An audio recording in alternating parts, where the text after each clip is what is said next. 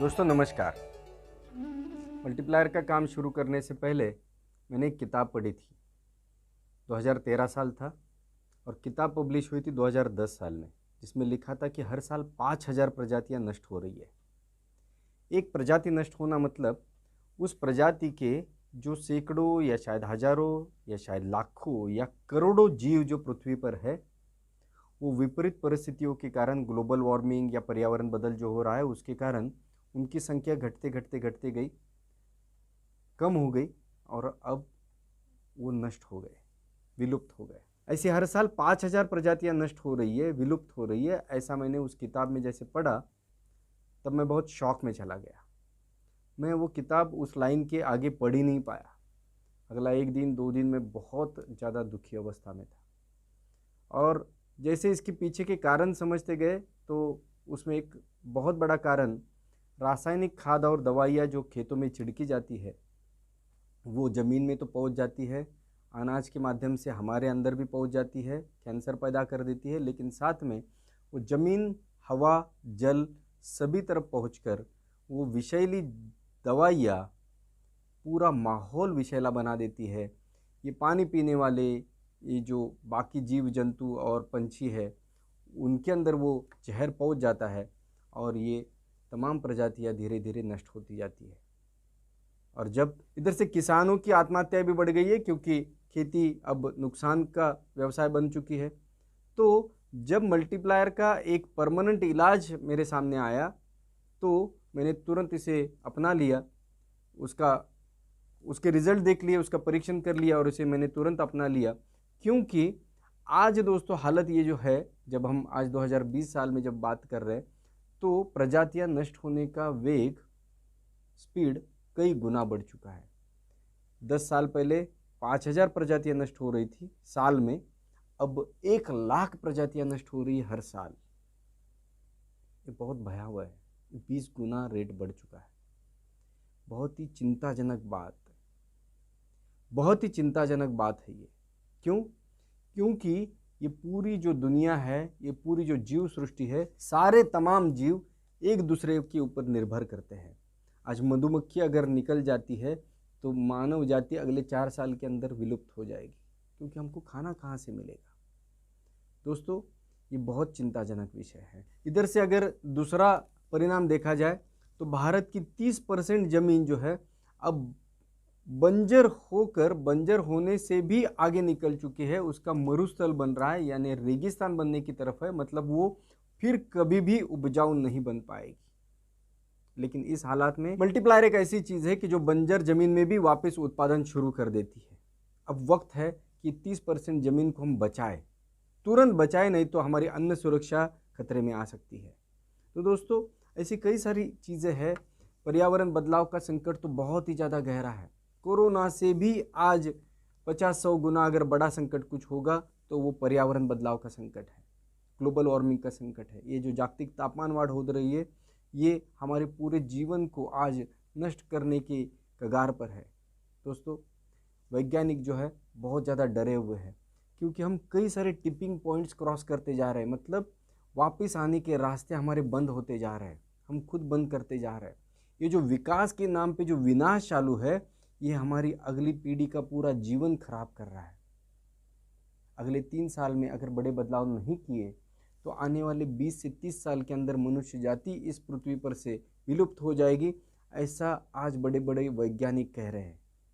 11,000 से ज़्यादा वैज्ञानिकों ने पिछले साल नवंबर में 2019 नवंबर में जागतिक पर्यावरणीय आनी बानी यानी आपातकाल घोषित किया है, इमरजेंसी घोषित की है, एनवायरमेंटल इमरजेंसी घोषित की है। क्यों? क्योंकि आज इतनी ज़्यादा उष्णता, इतनी ज़्यादा ऊष्मा हम निर्माण कर रहे हैं, जैसे कि हर दिन, ध्यान से सुनिए, हर दिन 4 लाख एटम बॉम्ब के विस्फोट, इतनी उष्णता, हीट हम हर दिन पृथ्वी के वातावरण में छोड़ रहे हैं। दोस्तों इसके कारण ये तमाम जीव सृष्टि जो है खतरे में आ चुकी है। पृथ्वी बचाओ वगैरह ये गलत लफ्ज है। पृथ्वी को कुछ नहीं होने वाला है, जब तक सूरज है तब तक पृथ्वी को कुछ नहीं होने वाला है। बस मनुष्य नष्ट हो जाएंगे, जैसे डायनासोर नष्ट हो गए 6.5 करोड़ साल पहले। पृथ्वी को कुछ फर्क नहीं पड़ता है। ये जो प्रकृति है उसको भी कोई फर्क नहीं पड़ता है, वो नए जीव निर्माण करके आगे बढ़ जाएगी, लेकिन हम नहीं रहेंगे। आज जैसे डायनासोर के कंकाल हमें दिखते हैं, वैसे ही भविष्य में बाकी पंछी या प्राणी मनुष्य के कंकाल को देखते रहेंगे। दोस्तों, आज समय है कि हम एक प्रण करें कि इन परिस्थितियों को बदलने का निर्णय करें। यही हमारा मिशन है। आज मल्टीप्लायर के जरिए पूरे भारत को हम ऑर्गेनिक बना देंगे, सेंद्रिय बना देंगे, प्राकृतिक खेती का बना देंगे। ये हमारा मिशन है। नेचुरल फार्मिंग खेत खेत में होने लग जाएगी। ये आने वाले समय में आप देखेंगे कि सिर्फ 2 से 5 साल के अंदर मुमकिन है। पर्यावरण में हमने इतना असंतुलन पैदा कर दिया है कि दीर्घ अकाल, अतिवृष्टि, बेमौसम बारिश, तूफान या चक्रवात,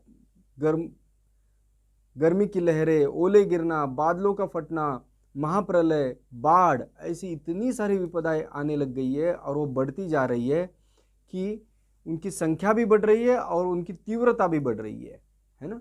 तो इसके कारण हमारा पूरा जीवन जो है आज एक संकट की घड़ी में आ चुका है। अगर इस संकट से हमें पार जाना है तो हमें एक ही रास्ता है कि ये जो गलत ढंग से विकास की नीति अपनाई जा रही है उसे रोकना। ये जो सेंट्रलाइज अर्थव्यवस्था है ये डिसेंट्रलाइज अर्थव्यवस्था हो जाए। ये जो लीनियर अर्थव्यवस्था है ये सर्कुलर इकोनॉमी हो जाए। इसके लिए जरूरी ये है कि हमारा जो डिसेंट्रलाइज इकोनॉमी का मॉडल था, जो भारत में हजारों सालों से चला आ रहा था कि सारे गांव जो है आत्मनिर्भर थे, स्वयंपूर्ण थे, सारी चीज़ें गांव में बन रही थी और गांव में इस्तेमाल हो रही थी। यही वो मॉडल है जिसके चलते कार्बन फुटप्रिंट जो है वो हमारा बहुत कम होगा, हमारे माध्यम से होने वाला प्रदूषण बहुत कम होगा। और इसके लिए अगर किसी चीज़ की ज़रूरत है वो है फ़ायदे की खेती की ज़रूरत है, क्योंकि जब तक खेती व्यवसाय फ़ायदे में नहीं आता है तब तक हमारे गांव सक्षम नहीं हो सकते, तब तक हमारे गांव स्वयंपूर्ण नहीं हो सकते, तब तक हमारे गांव की जो नींव है वो मजबूत नहीं हो सकती, तब तक हमारे गांव से लोग शहरों की तरफ भागते ही रहेंगे जब तक खेती फ़ायदे में नहीं आएगी। और जब अगर खेती फ़ायदे में आ जाती है तो फिर हमारा किसान भाई अपनी खेती बाड़ी बेचकर शहरों में ब्रिज के नीचे या झोपड़ियों में रहने के लिए नहीं जाएगा। वो अपने खेत में राजा की माफिक जिएगा, प्रकृति के साथ जिएगा, अच्छे माहौल में जिएगा, अच्छे वातावरण में जिएगा और उसकी अगली पीढ़ियाँ भी उसका आनंद लेगी। इन खेतों ने हमारी सैकड़ों पीढ़ियों को एक आनंदित जीवन दिया था और वो आने वाली सैकड़ों पीढ़ियों को भी एक बढ़िया और खुशहाल जीवन दे सकते हैं। बस उसके लिए हमारी खेती की व्यवस्था को जो है आमूल चूल उसमें परिवर्तन लाना जरूरी है। खेती को प्राकृतिक बनाना जरूरी है, नेचुरल फार्मिंग जरूरी है। लेकिन नेचुरल फार्मिंग के लिए ले जाने वाला सबसे छोटा शॉर्टकट अगर कुछ होगा तो वो मल्टीप्लायर है। इसलिए मल्टीप्लायर हमें हर किसान तक, हर गांव तक पहुंचाना जरूरी है। यही हमारा मिशन है। ज़मीन को अधिक उपजाऊ बनाना, प्राकृतिक सिस्टम को खेत में वापस पुनर्स्थापित करना, साथ ही साथ में किसान और भारत भूमि को सक्षम बनाना, ताकतवर बनाना। और इसी दिशा में हम ऑलरेडी पहले भी हम देसी गाय आधारित आदर्श ग्राम व्यवस्था के केंद्रीय गौ विश्वविद्यालय के प्रोजेक्ट पे पहले से ही काम कर रहे थे। और इसलिए जब हम मल्टीप्लायर का हमें एक चिरंतन इलाज दिखा, एक परमानेंट इलाज दिखा, तो इसमें हम कूद पड़े और आज हम पूरे देश में छाते जा रहे, फैलते जा रहे। आप आते हैं तो आपके सहित या आपके बगैर हम तो आगे बढ़ेंगे और हर खेत को, हर गाँव को ऑर्गेनिक बना कर रहेंगे। ये हमारा मिशन है। तो दोस्तों चलिए आप भी साथ में आइए और हम मिलकर इकट्ठा आगे बढ़ते हैं। हम बहुत नसीब वाले लोग हैं कि 13 साल जिसका रिसर्च चलता रहा, 370 लोगों के साथ माननीय अमरजीत चौरसिया सर ने अपना बहुत कीमती समय, जीवन और अपनी पूरी ताकत लगा दी जिस खोज में। वो खोज आज लाखों किसानों का जीवन बदल रही है और करोड़ों किसानों का जीवन बदलने की दिशा में आगे बढ़ रही है।